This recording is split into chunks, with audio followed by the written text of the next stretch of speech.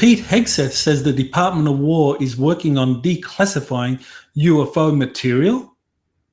Military insiders are leaking claims that in 2006 or 7, an alien race is about to arrive. A researcher has found classified markings in leaked Majestic documents that match released CIA documents.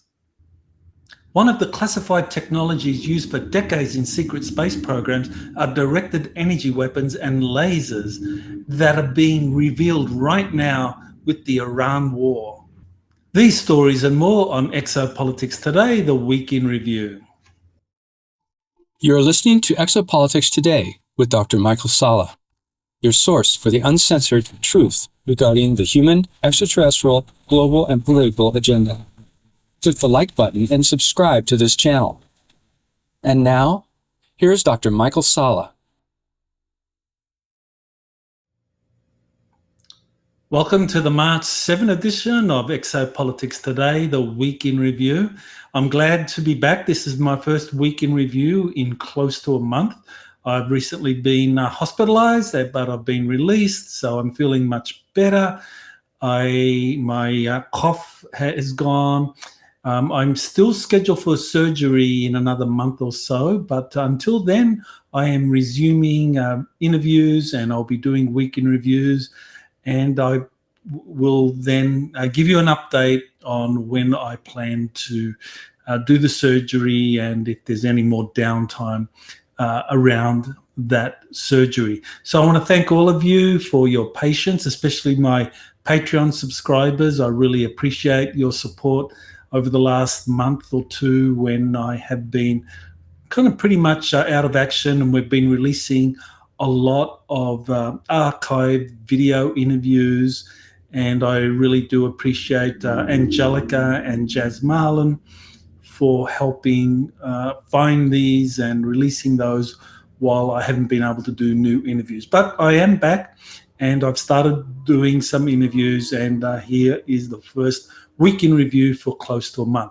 So I want to begin with one of the stories that was released back on February 23. So we'll go back about 10 days, just cover some of the stories, some of the interviews. One of the interviews that we released was the 10th anniversary edition of Bill Tompkins' first video interview on February 25, 2016. So I actually flew out to San Diego in February 2016 and did the very first video interview with him, and we released that in different segments on the show we had going at the time, which was Exopolitics Today. So we thought it would be cool to release the whole thing because we did actually mess up on the audio for that. And so we released the whole thing, improved the audio, and there is more from that interview that is yet to be released, but we do plan to do that in the near future. Okay, so next I want to take a look at a video that was released on the GFL station, We Are Not Alone. Oops, well, there we go. That video, We Are Not Alone, the link will be in the description, which is a very good introduction to the GFL station by its founder, David Nicholas, who explains its genesis, the different channelers, and the use of AI enhancements. So they do use AI, but only for enhancement. It's not for generating content, which is what some people have been claiming, which is wrong. So all of the material on the GFL station is something that's created by a group of channelers, including David Nicholas, and the AI enhancements are really more of the graphics that you see. They use voiceover artists and so forth. And so in this particular video that goes for close to 2 hours, he gives an insightful analysis of why extraterrestrial disclosure is imminent. So if you're a fan of GFL Station, want to know more about its founder and what they believe is coming up, then this is a video for you to watch, and the link will be in the description, the correct link for this. So that's GFL Station. Here is Pete Hegseth, the Secretary of War, who's been asked by President Trump to release all Department of War files on UFOs. So in this little video interview, he's asked about that, and he says that he is going to do what he can to release them and that the process has already begun. So let's listen to what Pete Hegseth has to say. 3 days ago, President Trump directed you to begin the process of identifying and releasing the UFO and UAP files. I mean, did you ever think that you would be the Secretary of War in charge of potentially declassifying extraterrestrial life to the American people and the world? Did not have that on my bingo card at all. And are you prepared to do that now? Of course. I mean, we've got our people working on it right now. I don't want to oversell how much time it will take. Right? We're digging in. We're going to be in full compliance with that executive order, eager to provide that for the president. So there'll be more coming on that as far as the process of what we'll do.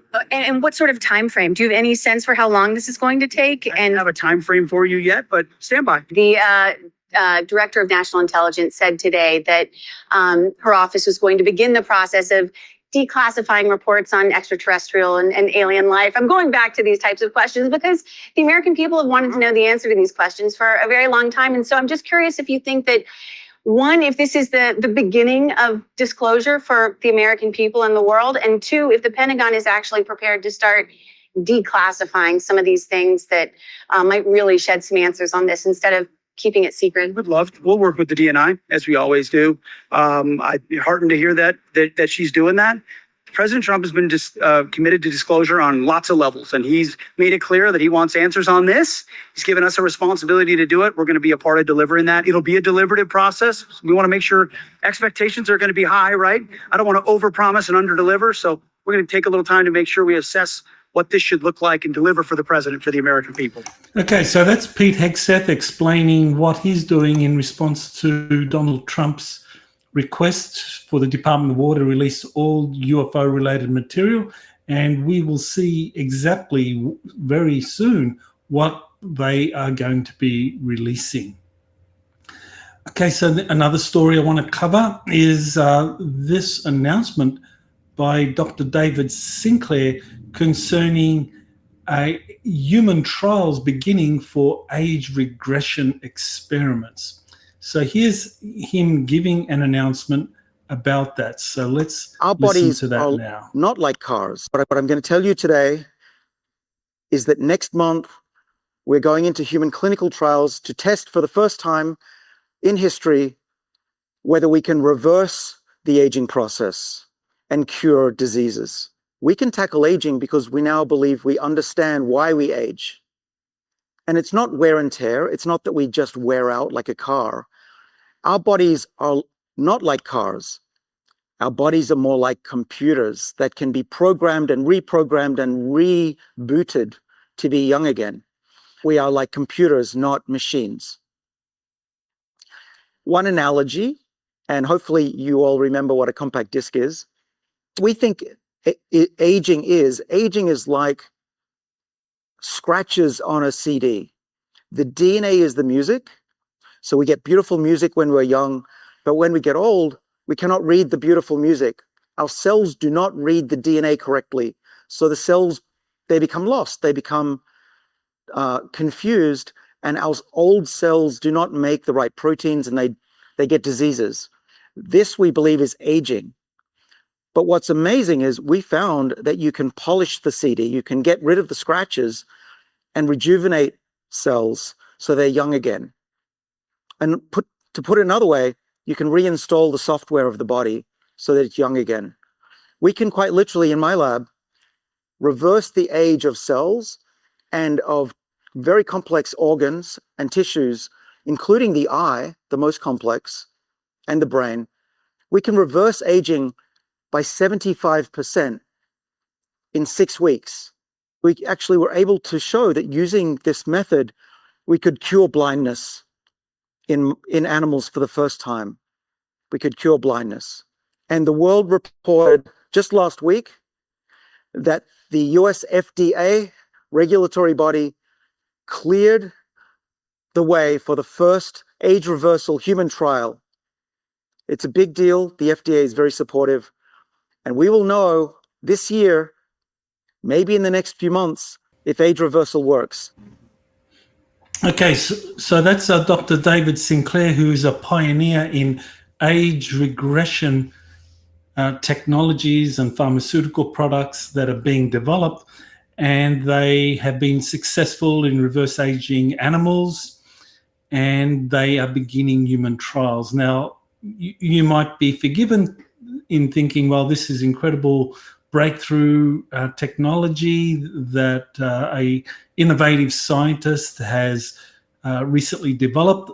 You would not be correct, because according to William Tompkins, age regression technology began in the 1970s, and that he was part of the very first experiments at a company, an aerospace company called TRW, which has been absorbed over the years and is now part of the Northrop Grumman Aerospace Corporation. And in 1970, they began the very first age regression experiments, which have been successfully used in secret space programs for more than 50 years now. So age regression has been going on, according to Bill Tompkins and other secret space program witnesses or scientists, for at least 50 years, if not longer.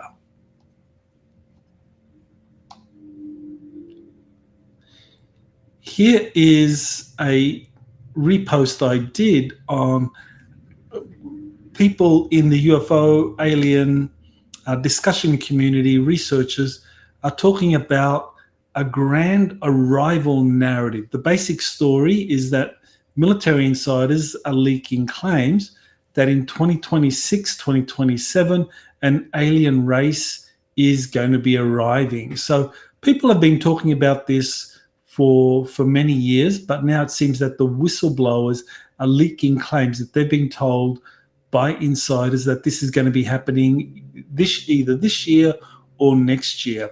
And so some are referring to the claims of Zecharia Sitchin about the return of the Anunnaki. Now, we know that some Anunnaki have returned and that they are associated with the Ea or the Enki group. But the big question is, well, I mean, is this part of a good cop, bad cop routine? Some Anunnaki taking the bad cop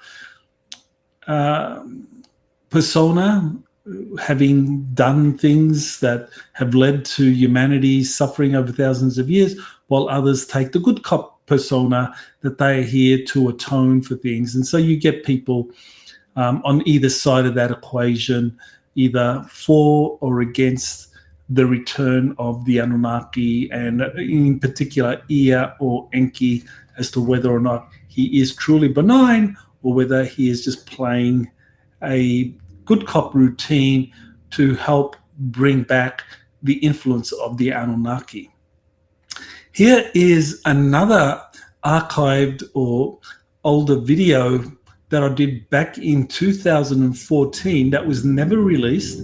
This concerns the very first of a series of 5 interviews with Randy Kramer. And Randy at the time was anonymous. So in 2014, when we did these interviews in April, he was anonymous, and we released only the audio file of these interviews. And over the course of time, of course, Randy came out. I mean, his original name that he used was Captain K. After a couple of years, he revealed his full identity, Randy Kramer, and began appearing on different shows. So, but the original video interview we did was never released.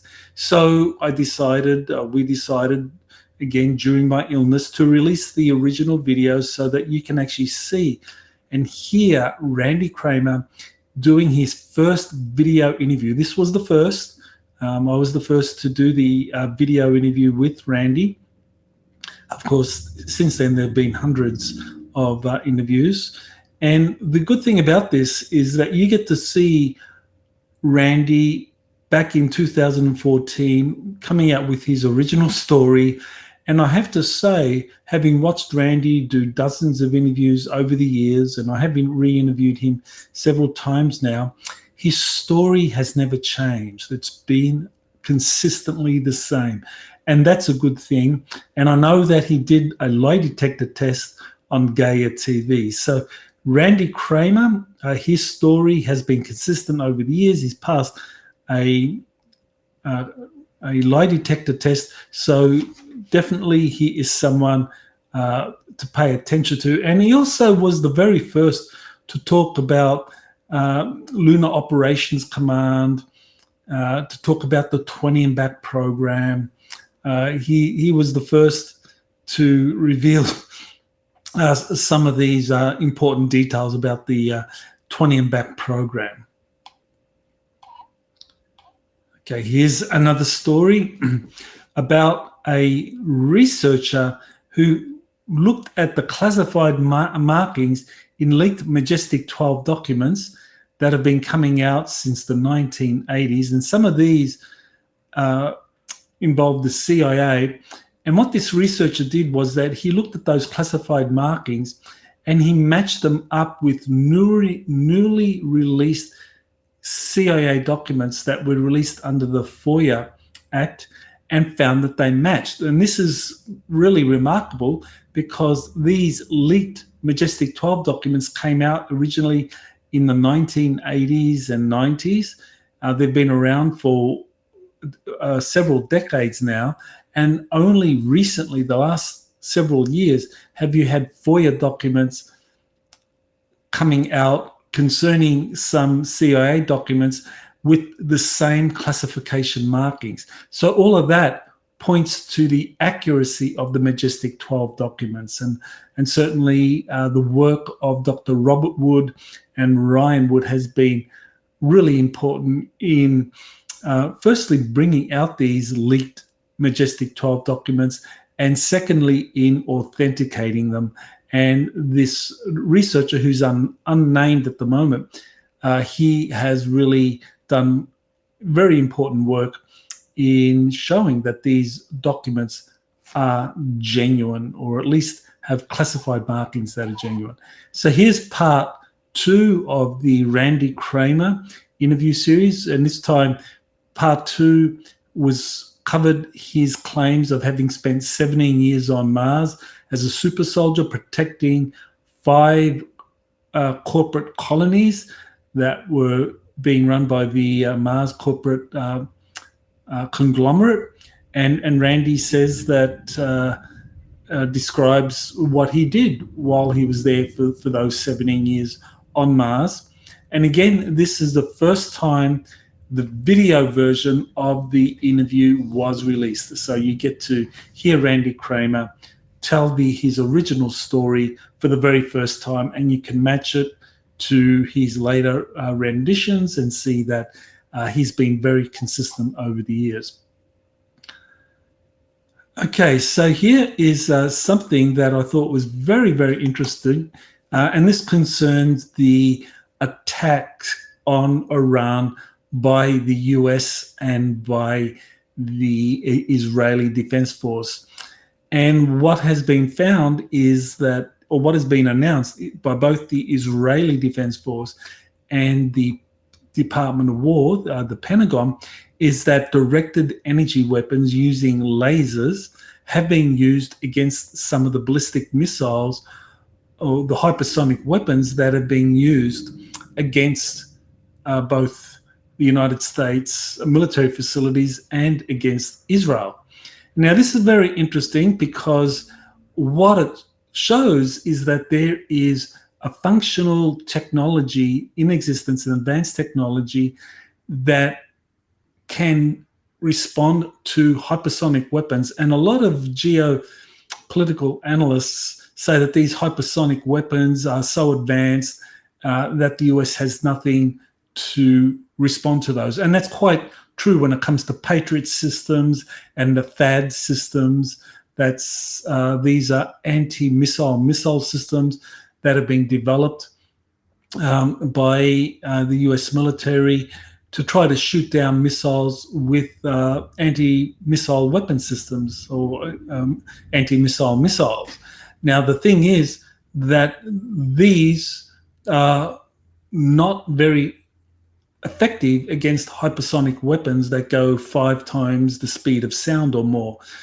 But the thing is that lasers work at the speed of light, so they are more than well equipped or capable of shooting down hypersonic weapon systems. So what's been happening now is that the US, along with Israel, is slowly leaking out that it actually has developed weapon systems that are more than capable in shooting down hypersonic weapons, which is a big surprise to geopolitical analysts who had no real clue of this, because they simply do not follow the exopolitics material. But if they had, they would know that directed energy weapons have been used in classified programs for decades now, secretly. And another one of these secret technologies that I think we're going to learn about that are being slowly leaked is Tesla shields. I put out an article in 2017, and actually even earlier than that, discussing Tesla shields and how they have been adapted for use on for use on aircraft carriers. So aircraft carriers, according to my research, are protected by these Tesla shields, because people, again, geopolitical analysts say, well, aircraft carriers are kind of like yesterday's technologies. They have no defense against hypersonic weapons. And when it comes to kind of like missile systems, they're correct. There is no effective missile against a hypersonic weapon. But if you're using lasers, if you're using Tesla shields, then these are capable of defending an aircraft carrier against these hypersonic weapons. And so there's an article there that discusses Tesla shields. So in this tweet, I have a couple of links. One is to the Navy and to the Pentagon acknowledging that laser weapons are being used against hypersonic ballistic missiles, and also a link to an earlier article I put out in 2017 that discusses Tesla shields and how they were used or retrofitted on aircraft carriers to protect them against hypersonic ballistic missiles or hypersonic missiles.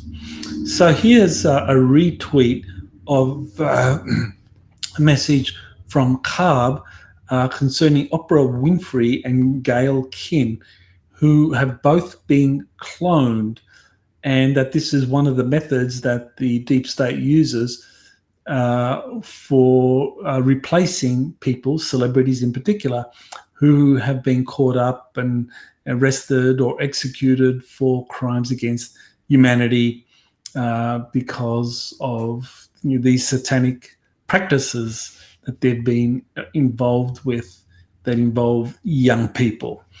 Now, this is something that is consistent with other sources that I've come across who say that the cloning of celebrities is actually a major source of income for the deep state. Apparently, there are souls or people that will pay exorbitant amounts of money to have a clone made of a celebrity and to actually be put into that clone and enjoy the benefits of being a celebrity. So even after the original is abducted or arrested and tried and executed or put into protective custody or whatever their fate is, that they will clone that celebrity, and that the consciousness that goes into that clone will pay a lot of money to just experience life as Oprah Winfrey or as any other cloned celebrity that had been caught up in these satanic practices. So here is a retweet of Kerry Cassidy talking about the whole Iran having nuclear weapons rationale for this war is BS, that Iran has had weapons for 10 years or more.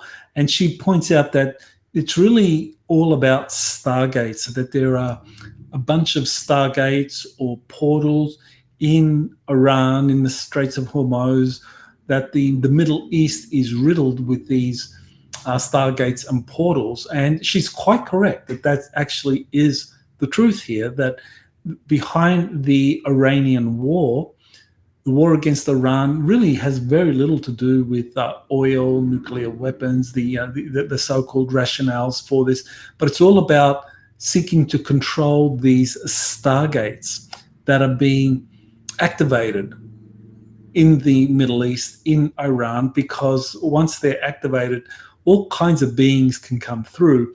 And this is where the US military, the secret space programs want to ensure that rogue countries like Iran don't open the door to negative extraterrestrials or deceptive extraterrestrials coming in and escaping the quarantine that the Earth is currently under, or that is being enforced by the US Space Command and friendly extraterrestrials to prevent more negative extraterrestrials coming in. So it's really, the Iran war has a lot of exopolitical factors behind it.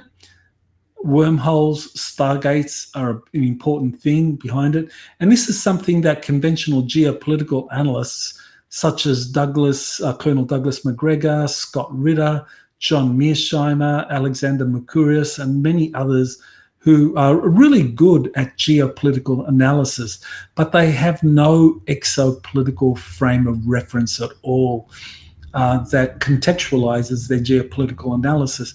And so as far as they're concerned, they just look at this whole Iran attack as a kind of rogue action by the US, by Trump, who's really acting in an irresponsible way, and that Iran has more than enough missiles to deal with the US and the Israeli onslaught, oblivious to the fact that, well, there are these advanced weapons systems, directed energy weapons, lasers, and Tesla shields that the US military and the Israeli military possess and are using, and that the real motivation for these attacks is to get control of Iran, or to exercise enough influence over Iran to make sure that these stargates, these wormholes that are being activated, are not being handed over to irresponsible actors. So I think the exopolitical factor is something that